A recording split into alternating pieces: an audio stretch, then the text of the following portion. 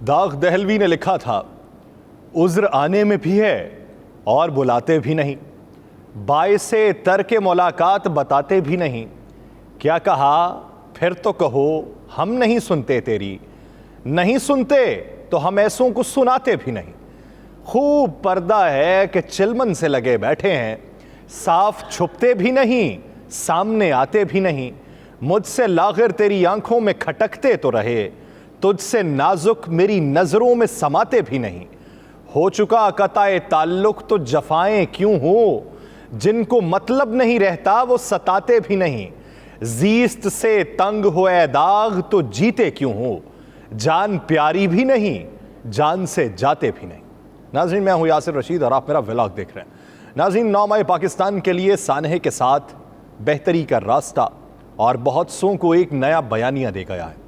वफाकी हुकूमत की नज़रें एकदम सुप्रीम कोर्ट से हट चुकी हैं, तौहीन अदालत के जुमलों से जान छूट चुकी है। वफाकी हुकूमत पकड़ धकड़ के साथ धड़ाधड़ तरक्याती मंसूबों और मुआशी मंजरनामे पर गौर करने लगी है और शहर शहर सियासत चमकाने लगी है। हुकूमत को लगने लगा है कि इलेक्शन की गेम अब उसके हाथ में आ चुकी है। हुकूमत समझने लगी है कि लेवल प्लेइंग फील्ड का मौका पीटीआई ने थाल में खुद रख के दे दिया है। अगर तो पॉलिटिकल इंजीनियरिंग के बगैर देखें तो क्या वफाकी हुकूमत में शामिल जमातें कुछ हासिल कर पाएंगी? इसका जवाब यह है कि 9 मई के बाद फ़र्क ये पड़ा है कि जो पाकिस्तान तहरीक इंसाफ के कारकुनान बोलते थे वो किसी हद तक खामोश हो चुके हैं, और जो दूसरी जमातों के कारकुनान खामोशी पर इक्तफा किया करते थे वो खुल के बोलना शुरू हो चुके हैं। मैं उन सियासी सर्वेस को मुस्तनद नहीं मानता जो चंद लाख लोगों की राय पर मुश्तमिल हो, और लोग भी वो जो सिर्फ सोशल मीडिया के इस्तेमाल को जानते हो। जहां तक बात है उस सर्वे की जिसके मुताबिक पाकिस्तान तहरीक इंसाफ की मकबूलियत बढ़ के 91% तक जा पहुंची है, अगर मकबूलियत का यही पैमाना है तो किसी और प्लेटफॉर्म से करवा लें तो हो सकता है कि पीपल्स पार्टी अगली हुक्मरान जमात निकल आए। इसमें देही इलाकों की सोच शामिल नहीं होती, इसमें सोशल मीडिया पर मालूमात को सुनने की हद तक महदूद रहने वालों की राय शामिल नहीं होती। तो ऐसे में आप लोगों के रुझान को नहीं जान सकते। अब आते हैं उस मामले की तरफ कि पाकिस्तान तहरीक इंसाफ की मकबूलियत बढ़ी है या कम हुई। तो जहां तक बात 91% तक वाली मानने के लायक नहीं है, तो ऐसा भी नहीं है कि चंद दिनों में सूरत हाल ऐसी हो गई कि टिकट लेने वाला नहीं मिलेगा। ये गर्द छट लेने दें, मतला साफ हो लेने दें, तो आपको लगेगा कि रहनुमाओं के छोड़ जाने पर कारकुनान बदजन नहीं हुए, बल्कि वो ये समझते हैं कि रियासत मुखालिफ इक़दामात पर जो उकसाते रहे वो अगर अलग हो चुके हैं तो कोई मसला नहीं, पार्टी से सफाई हो गई। कुछ ये समझते हैं कि जो छोड़ गए उनमें नजरियात नाम की कोई शय नहीं थी, लेकिन इसमें एक बात सोचने के लायक है, अगर उनमें नजरियात नाम की शय नहीं थी तो क्या इन इकदामात की हिमायत करनी चाहिए थी? यहां उनको सोच में यह तब्दीली लाने की जरूरत है कि अगर इख्तलाफ हो तो उसका इजहार करने का अंदाज मुहज्जब होना चाहिए, ताकि आप अपने इक़दाम को जस्टिफाई कर सकें, क्योंकि 9 मई वाले वाक़े को कतई तौर पर जस्टिफाई नहीं किया जा सकता। अब इस मौके पर मकबूलियत किसकी बढ़ी और किसकी कम हुई, तो इसमें अगर वफाकी हुकूमत ये समझती है कि उसके वोट बैंक में इजाफा हो जाएगा तो ये उसकी खाम ख्याली। इसमें यह तो हो सकता है कि पाकिस्तान तहरीक इंसाफ से 1 साल के अरसे में जुड़ने वाला वोटर पीछे हट जाए, लेकिन यह नहीं हो सकता कि वो किसी दूसरी पार्टी की तरफ रुजू करने लगे। गिराफ अगर पाकिस्तान तहरीक इंसाफ का कम होगा तो उसके बदले किसी का बढ़ेगा नहीं। यह रहनुमाओं का छोड़ जाना शायद पीटीआई के लिए कोई बड़ा धचका ना हो, हाँ ये उन पार्टीज के लिए इस हद तक तस्कीन का बायस हो सकता है जिनमें वो शामिल हो जाएं, ताकि ये पता चल सके कि इस पार्टी में बड़े नाम हैं। पाकिस्तान तहरीक इंसाफ को सबसे बड़ा धचका ये होगा कि जो कारकुनान पकड़े गए उनमें से जो इस कार्रवाई में मुलव्वस थे, उनके सिवा जिनके नाम मुश्तबा होने पर वो उठा लिए गए, उनके केसेस से पाकिस्तान तहरीक इंसाफ की अदम पैरवी या मुकम्मल शहजहती से ना होने पर उनके अहले खाना अब अपने बच्चों को पाकिस्तान तहरीक इंसाफ की सियासी सरगर्मियों से बाज रहने की तरगीब देने को तैयार हो चुके हैं। ये सबसे बड़ा नुकसान है पार्टी का, क्योंकि जिन्होंने मुतशद्दिद लोगों से लाताल्लुकी और दूसरे कारकुनान के मासूम होने के लिए तगोदो करना थी, वो खुद पार्टी या सियासत से ही लाताल्लुकी का ऐलान करके जा चुके हैं। तो अब पाकिस्तान का नया मंजरनामा क्या होगा? अब आप ये देखेंगे कि इलेक्शन के लिए लेवल प्लेइंग फील्ड बनती चली जाएगी। इलेक्शन के लिए पाकिस्तान मुस्लिम लीग नून के धड़ाधड़ आपको जलसे दिखाई देंगे। पार्टी वर्कर्स कन्वेंशन का इनेकाद किया जाएगा और उसमें बड़ी तादाद में आपको लोग देखने को मिलेंगे और वहां पे पाकिस्तान तहरीक इंसाफ को गद्दार वतन पार्टी डिक्लेयर करने का बयानिया अपनाया जाएगा। पाकिस्तान पीपल्स पार्टी भी धड़ाधड़ जलसे करेगी, जमीयत उलमा इस्लाम भी पीछे नहीं रहेगी और यूं ही ये जलसे होते चले जाएंगे। और जब इन तमाम जमातों को ये लगने लगेगा कि अब इनकी जलसा सियासत परवान चढ़ने लगी है, अब पाकिस्तान की बेहतरी के लिए हमें अपनी सियासत से आगे बढ़ना है, अब ये लोग हमारी तरफ रुजू करने लगे हैं, अब पाकिस्तान तहरीक इंसाफ के लोगों की बोलती बंद हो चुकी है, अब पाकिस्तान तहरीक इंसाफ से निकले हुए अपनी एक अलग पार्टी बना चुके हैं जो पीटीआई को बड़ा डेंट डाल चुकी है। अब नए इलेक्शन के अंदर उसका जो टर्न आउट है वो उनके हक में चला जाएगा। तो आहिस्ता आहिस्ता ये तमाम लोग तौहीन अदालत से भी बाज रहने की तगोदो करेंगे, ये तमाम लोग इलेक्शन करवाने की भी जदोजहद करेंगे, ये तमाम लोग तरक्याती मंसूबों में भी पैसा खर्च करेंगे, ये तमाम लोग अपने एमएनएस को पैसा देंगे और तब हो सकता है कि पाकिस्तान के अंदर ये जो मुआशी मंजरनामा अब है ये बेहतरी की समत में गामजन होना शुरू हो जाए। लेकिन वहां पे स्टेक इन तमाम इत्तेहादी जमातों का होगा। तो पाकिस्तान तहरीक इंसाफ को कितना बड़ा डेंट पड़ेगा, नई पार्टी बनने से क्या फर्क पड़ेगा? नई पार्टी के मुतालिक ये बातें की जा रही हैं कि पाकिस्तान तहरीक इंसाफ से जो लोग अलहदा हुए या जो माजी में अलहदा हो चुके थे, जो अब वफाक के इत्तेहादी जमातों के साथ हैं, अपोजिशन के तौर पर बैठे हुए हैं, जिनके रूह रवां राजा रियाज साहब हैं, वो लोग किधर जाएंगे? अब उसमें से कुछ लोग तो चले जाएंगे पीपी और पीएमएलएन में, जो बाकी बचेंगे वो लोग जाएंगे जहांगीर तरीन साहब के साथ। जहांगीर तरीन साहब ने अपने हल्का अहबाब को बड़ा कर लिया। लाहौर के अंदर उन्होंने जो बड़ी बैठक लगाई, उस बैठक में उन्होंने कई लोगों को अपने साथ शामिल किया और उनकी जिम्मेदारियां लगाई गई कि आप दीगर अफराद को भी पार्टी में लाएंगे। ये एक नई पार्टी बनेगी और नई पार्टी के पैटर्न इन चीफ जहांगीर तरीन साहब खुद होंगे, जबकि पार्टी के लिए जहांगीर तरीन कराची, अंदरून सिंध, खैबर पख्तूनख्वा और बलोचिस्तान से भी अहम रहनुमाओं से राबिते में। और जरा ये भी बताते हैं कि तरीन ग्रुप के अलावा पीटीआई के कई नाराज रहनुमाओं की पार्टी में शमूलियत का इम्कान है, जिसमें डीजी खान, राजनपुर, मुजफ्फरगढ़, विहाड़ी, लोधरा और मुल्तान के सियासी खानदानों की शमूलियत का भी इम्कान है। तो जल्द ही पाकिस्तान तहरीक इंसाफ का फॉरवर्ड ब्लॉक भी सामने आ सकता है। अब फॉरवर्ड ब्लॉक मंजर आम पे आ जाता है। अब अगर पाकिस्तान तहरीक इंसाफ की 80% क़यादत मान लेते हैं, आप 30-40% पे ना जाएं, 80% मरकजी क़यादत पीटीआई को छोड़ देती है, पीछे खड़े हैं सिर्फ खान साहब। तो सवाल ये पैदा होता है कि खान साहब जो बयानिया अपनाएंगे, उस बयानिए से कितने लोग इनकारी होंगे, कारकुनान किस हद तक पीछे हटेंगे? क्या अब जो खान साहब बात ये करते हैं कि मैं किसी को भी टिकट दूंगा तो वो जीत सकता है, इसमें किस हद तक हकीकत है? इस पे बातें मैं पिछले अपने कई व्लॉग्स के अंदर ये बात कर चुका हूं कि जहां तक बात है टिकट्स की, ये जो छांटी हुई है ना, इस छांटी में आधे से ज्यादा लोग तो वो गए हैं जिन्होंने हाल ही में करोड़ों रुपया देकर टिकट हासिल की थी। बहुत से लोग हैं और मैं उनकी निशानदही भी कर सकता हूं। और इस हवाले से मैंने माजी में ये बात की थी कि शवाहिद भी मौजूद हैं कि किसने किस से रब्ता किया और किसने कितना पैसा तलब किया, मुलाकात के लिए क्या कुछ होता रहा। अब इस सबको साइड पर छोड़ दीजिए, वो पैसा गया किधर है? जिन्होंने पैसा लिया था वो खुद भी और जिन्होंने पैसा दिया था वो, ये दोनों ही अलग हो चुके हैं। तो पार्टी से किस हद तक सफाया हुआ है, ये एक सोचने की बात है। फिर दूसरे जो नजरियाती कारकुन है, अब नजरियाती कारकुनों को अगर दिया जाएगा टिकट, उसका इंपैक्ट किस हद तक पड़ेगा? क्योंकि जो वोटर है, वोटर और नजरियाती कारकुन दोनों में फर्क है। एक वोटर जो हवा को देख के आता है, एक वोटर जो किसी दूसरी जमात का मुखालिफ होता है, एक वोटर जो आपकी शख्सियत को देख के होता है, और एक वोटर वो जो अमली सियासत में हिस्सा लेता है। यानी आपके कहीं पे जलसे हुए, एहतजाज हुए, तो वहां पे मुंतजमीन के तौर पे या कारकुनान के तौर पे वो अपना नाम लिखवाना बाइस फ़ख्र समझता है। ये कैटेगराइज होता है। अब वो जो नजरियाती कारकुन है, वो नजरियाती कारकुन किस हद तक आगे बढ़ेंगे? क्योंकि बेशतर की तादाद जो है वो पकड़ी जा चुकी है। अब जो बाहर हैं वो या तो छुप रहे हैं या पार्टी क़यादत में अब हैं ही खान साहब ने उन्हें रुपोश रहने के पैगामात भिजवाएं। अब वो जब मंजर आम पे आएंगे, दूसरी तरफ फिर बड़े बड़े नाम होंगे जो पार्टी से ही छोड़ के गए होंगे या फिर दूसरी जमातों के होंगे। अब उनके मद्दे मुकाबल एक नजरियाती कारकुन को खड़ा करना, तो क्या वो असल तब्दीली होगी? ये 9 मई के वाक़े को जस्टिफाई करने की बजाय उसकी मजम्मत करके और आइंदा इस अहद को दोहराने पे कि कोई भी पार्टी या कोई भी सियासी कारकुन जो है वो इस तरह की इख्तरा की तकलीद नहीं करेगा, ये पैगाम देना ज़रूरी है। उसके बाद फिर बात होगी लेवल प्लेइंग फील्ड की। तो उसे आप लेवल प्लेइंग फील्ड नहीं कह सकते कि जहाँ पे एक नज़रियाती कारकुन हो और दूसरी तरफ कोई ज़ीरक सियासतदान हो, तजर्बाकार सियासतदान हो, जिसने दहाइयों सियासत के अंदर गुजार दी हो, तो लेवल प्लेइंग फील्ड अगर दूसरों के मद्दे मुकाबिल यही है तो फिर भी पाकिस्तान तहरीक इंसाफ के जीतने का मार्जिन ज़्यादा है। हाँ, हो सकता है कि उस तरह की 2/3 अक्सरियत ना मिले। 2/3 अक्सरियत के बारे में ढिंढोरा तो पीटा जाता रहा, लेकिन 2/3 अक्सरियत अगर नहीं भी मिलती तो पीटीआई फिर भी एक टफ टाइम देने की हैसियत रखती है। माजूर चाहता हूँ, लेकिन क्या इस पूरे मंजरनामे में कहीं कोई बातचीत भी हो रही है? डॉक्टर बाबर अवान साहब बाहर चले गए। अब डॉक्टर बाबर अवान साहब बाहर गए हैं तो उनके बाहर जाने का मकसद क्या है? अब उन्होंने ये कहा है कि मैं बाहर अपने ज़रूरी काम से आया हूँ, निजी मेरा दौरा था, मैं इसलिए आया हूँ।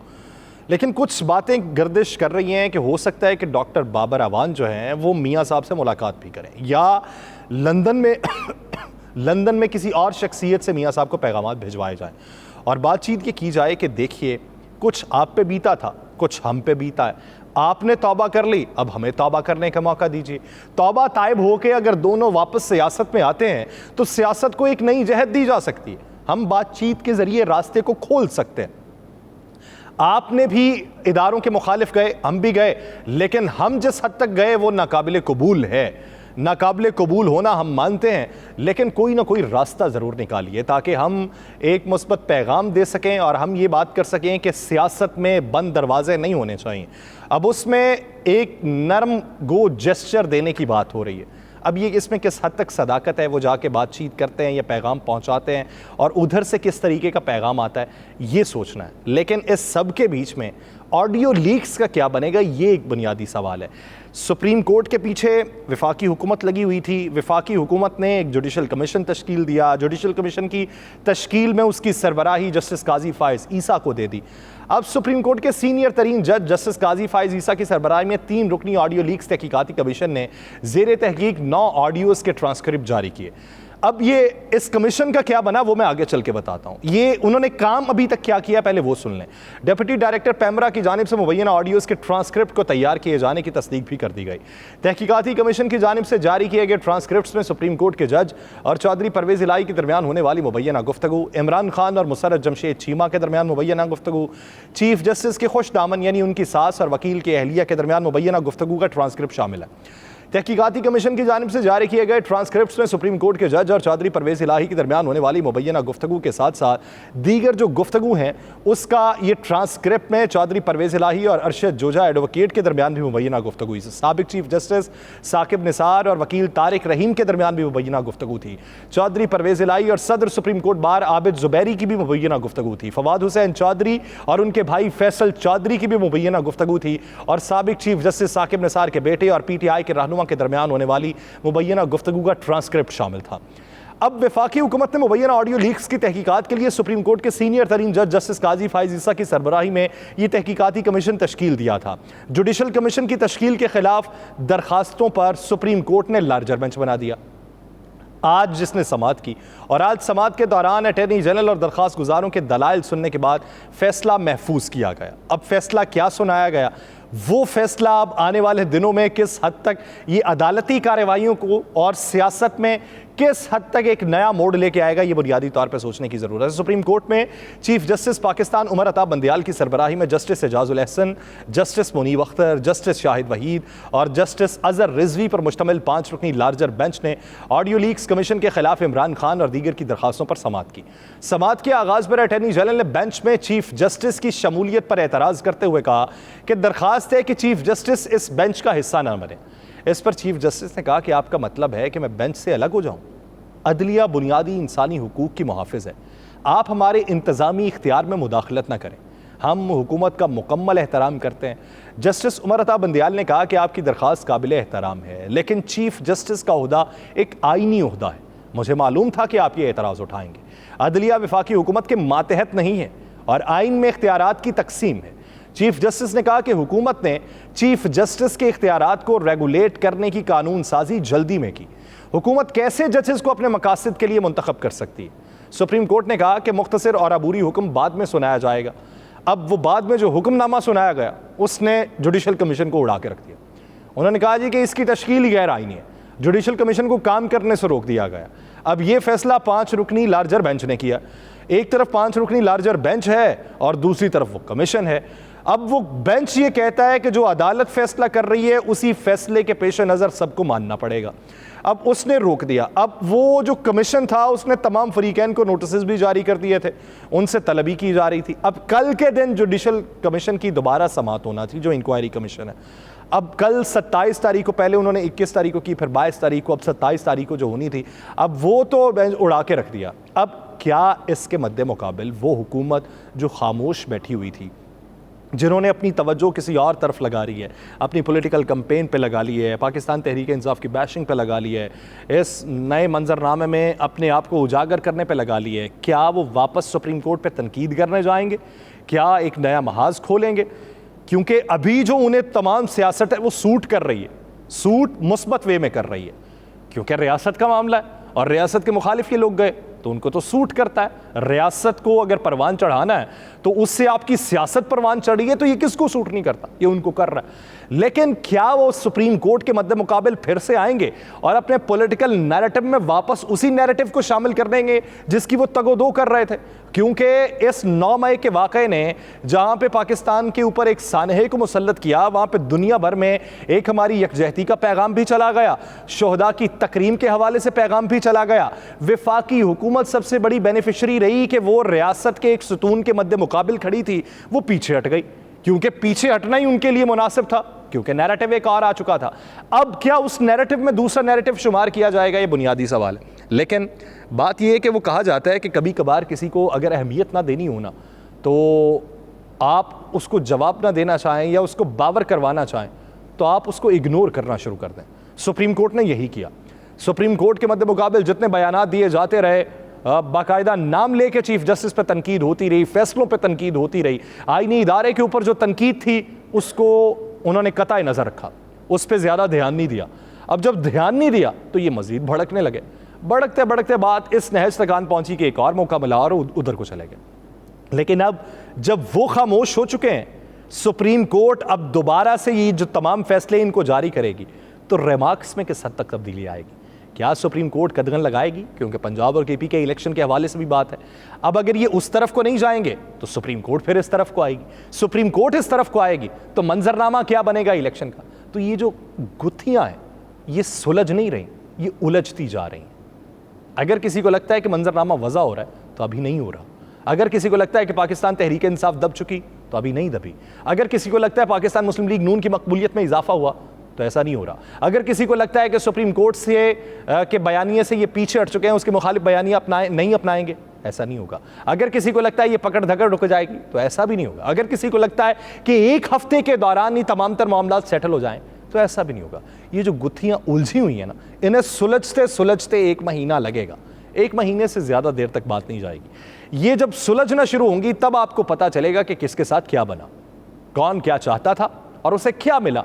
तो इस सारे मंजरनामे में आप अपने मुखालिफिन को दबाना चाहते हैं तो आपके पास एक नया नैरेटिव है, रियासत के मुतरादिफ नैरेटिव के, रियासत की यहाँ पे हमने उसके तकद्दुस की पासदारी करनी है, जिन्होंने पामाली की है उनके खिलाफ बना। ये जो ज़ातियात के ऊपर फिर से आप उतरना शुरू हो गए, इसको छोड़िए।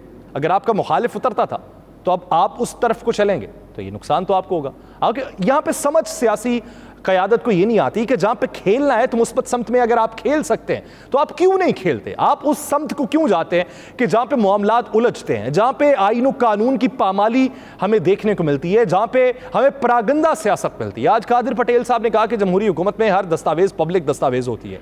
गिरफ्तारी के बाद इमरान खान को पिम्स अस्पताल ले जाया गया था और उनके मुआयने के लिए पिम्स में मेडिकल बोर्ड भी बनाया गया। उन्होंने कहा कि इमरान खान 5 से 6 वहाँ प्लस्तर लगाकर घूमते रहे, लेकिन किसी फ्रैक्चर का रिपोर्ट में जिक्र नहीं है। गोश्त में कोई चोट आ जाए तो किसी को प्लस्तर करते क्या देखा है? इब्तदाई रिपोर्ट में टॉक्सिक चीजें जिनमें शराब और कोकेन का बेदरेग इस्तेमाल सामने आया। अब आपने टांग के ऊपर बात करनी थी तो कर सकते हैं, करनी चाहिए कि क्या वाकई गोली थी या नहीं थी, तो इसके ऊपर बात कीजिए। रिपोर्ट है तो रिपोर्ट के जरिए बात कीजिए। अब उसमें आप किसी दूसरे के ऊपर इस तरह के एक नैरेटिव बनाएं, उसकी रिपोर्ट को इस तरीके से पब्लिक करें। अब उसमें किस हद तक सदाकत है? आप खुद वजीर सेहत हैं, आपके अंडर वो हॉस्पिटल है, तो वहां पे किस हद तक ये मुस्तनद रिपोर्ट है? आपने करना है तो एक मुस्बत समत में क्यों नहीं करते? आप हमेशा एक मुस्बत समत में जाते जाते लेवल प्लेइंग पे आप आने के चक्कर में आप इस तरफ को निकल जाते हैं। जो इस तरफ को निकलना है वो फिर सबको नुकसान पहुंचाता है। अब इसका तनासुब नहीं आता कि हम किसी हतमी नतीजे पर जाएंगे। ये भी कादिर पटेल साहब की तरफ से कहा गया। रिपोर्ट में यह भी कहा गया कि इमरान खान साहब की जहनी हालत पर सवालिया निशान है। उनकी हरकत व सकनात फिट आदमी की नहीं थी। रिपोर्ट में है कि जिस आदमी की दिमागी हालत ठीक हो ऐसी हरकत नहीं कर सकता। तो बताइए कि कैसी हरकत कर रहे थे? सर को खुजा रहे थे, टांगों को खुजाई जा रहे थे, टांगों को चलाई जा रहे थे। कौन सी हरकत व सकनात थी? बताया जाए ना। ये इस तरह के इबाम क्यों पैदा करके आप किसी दूसरे के ऊपर सियासत को अपनी मलिया मेट करने की कोशिशों में लगे रहते हैं? अब्दुल कादिर पटेल साहब ने कहा कि इमरान खान ने नौजवानों को जिस रास्ते पर लगाया उसका नतीजा सबने देख लिया। क्या इसी शख्स को डैम वाले जज ने सादिक और अमीन करार दिया था? इमरान खान बातें क्या करता है और मेडिकल रिपोर्ट से क्या निकलता है? पाकिस्तान के अवाम अपने बच्चों को इसके हवाले ना करें। एक सवाल के जवाब में वफाकी वजीर साहब ने कहा कि जिन डॉक्टर्स ने इमरान खान की टांग पर फ्रैक्चर का लिखा है, गलत प्रैक्टिसेस के लिए मुतलका अथॉरिटीज़ को लिखूंगा। उन्होंने कहा कि इमरान खान साहब की मेडिकल रिपोर्ट पब्लिक डॉक्यूमेंट है, शाया की जाएगी। इमरान खान साहब की तफसीली मेडिकल रिपोर्ट आएगी तो फिर पुलिस को भिजवाएंगे। वज़ीर आज़म शहबाज शरीफ जो हैं वो इस मामले के ऊपर नहीं बोले, काबीना का कोई बंदा नहीं बोला, ये कादिर पटेल साहब बोले। कादिर पटेल साहब से एक बहुत अच्छा सवाल आज किया गया। कादिर पटेल साहब से कहा गया कि जब आप कह रहे हैं कि उस शख्स की जहनी हालत ठीक नहीं है, अगर इसी को बुनियाद बना के वो सुप्रीम कोर्ट या दीगर अदालतों में चला जाए तो उसके वकील कहेंगे जी दिमागी हालत तो ठीक नहीं है, तो उनके ऊपर से तो सारे केसेस ख़त्म हो जाएंगे। कादिर पटेल साहब चुप। इन्हें ये समझ ही नहीं आती कि आप जो बात कर रहे हैं उसका मकसद क्या निकलेगा। उस बात से किसी दूसरे को रिलीफ मिलेगा, उसकी तकरीम होगी या उसकी तजलील होगी, ये समझ बगैर कोई समझे सिर्फ छक्का मारने के चक्कर में आप क्रीज से बाहर निकल आते हैं और फिर पता चलता है कि विकेट तो अपनी निकल गई। तो अब जो मौजूदा मंजरनामा है उसमें तेज़ियाँ इसलिए आ रही हैं कि जलसे अगर अपने करेंगे तो अपने जलसों से पैगाम देंगे कि जलसे कोई बड़ी बात नहीं होती। जलसे सियासत का एक रुख तो होते हैं, लेकिन उससे ये अंदाज़ा नहीं लगाया जा सकता कि आप पॉपुलैरिटी में राज पे पहुंच चुके हैं। अगर यही है तो फिर आपको जलसे करने की ज़रूरत नहीं है। बसूरत दीगर पाकिस्तान के अंदर अब एक रोज़ा दौरे पे अगर शहबाज शरीफ साहब कराची पहुँचे हैं, जिन्होंने K4 मंसूबे का संग बुनियाद रखा है, तो संग बुनियाद रखने की तकरीब आपने चौथी बार रख ली है पाकिस्तान के अंदर, चौथी बार। मुस्बत सियासत के लिए भी कदम उठा लीजिए। आप पुराने मंसूबों के ऊपर तख्ती दर तख्ती लगाने से पाकिस्तान को बेहतरी की समत में गामजन नहीं कर सकते। उसके लिए आपको हकीकी इक़दामात उठाना है। वो क्या है वो आप बेहतर जानते हैं। मुझे दीजिए इजाज़त। अल्लाह निगहबान।